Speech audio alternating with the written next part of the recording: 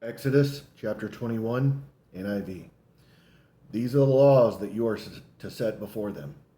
If you buy a Hebrew servant, he is to serve you for 6 years, but in the seventh year he shall go free without paying anything. If he comes alone, he is to go free alone. But if he has a wife when he comes, she is to go with him. If his master gives him a wife and she bears him sons or daughters, the woman and her children shall belong to her master, and only the man shall go free. But if the servant declares, I love my master and my wife and children, and do not want to go free, then his master must take him before the judges.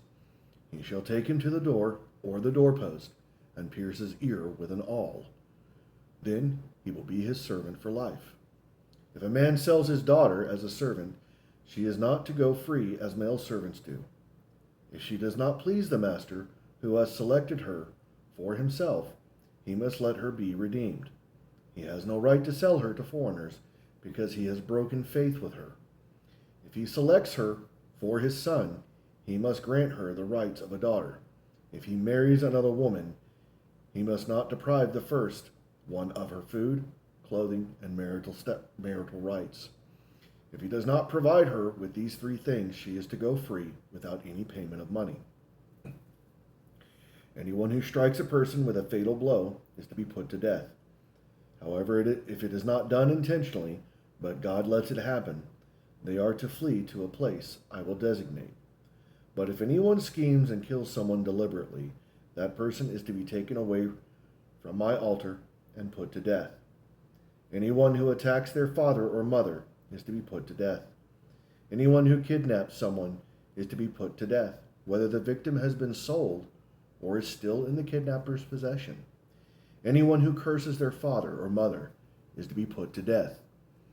If people quarrel and one person hits another with a stone or with their fist, and the victim does not die but is confined to bed, the one who struck the blow will not be held liable if the other can get up and walk around outside with a staff. However, the guilty party must pay the injured person for any loss of time and see that the victim is completely healed. Anyone who beats their male or female slave with a rod must be punished if the slave dies as a direct result. But they are not to be punished if the slave recovers after a day or two, since the slave is their property. If people are fighting and hit a pregnant woman, and she gives birth prematurely, but there is no serious injury, the offender must be fined whatever the woman's husband demands and the court allows. But if there is serious injury, you are to take life for life, eye for eye, tooth for tooth, hand for hand, foot for foot, burn for burn, wound for wound, bruise for bruise. An owner who hits a male or female slave in the eye and destroys it must let the slave go free to compensate for the eye, and the owner who knocks out the tooth of a male or female slave must let the slave go free to compensate for the tooth. If a bull gores a man or woman to death, the bull is to be stoned to death, and its meat must not be eaten, but the owner of the bull will not be held responsible. If, however, the bull has had the habit of goring and the owner has been warned, but has not kept it pinned up, and it kills a man or a woman, the bull is to be stoned, and its owner also to be put to death. However, if payment is demanded, the owner may redeem his life by the payment of whatever is demanded. This law also applies if the bull gores a son or daughter. If the bull gores a male or female slave, the owner must pay 30 shekels of silver to the master of the slave, but the bull is to be stoned to death.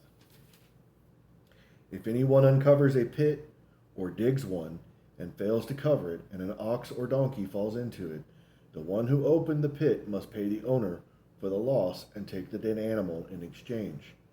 If anyone's bull injures someone else's bull and it dies, the two parties are to sell the live one and divide both the money and the dead animal equally.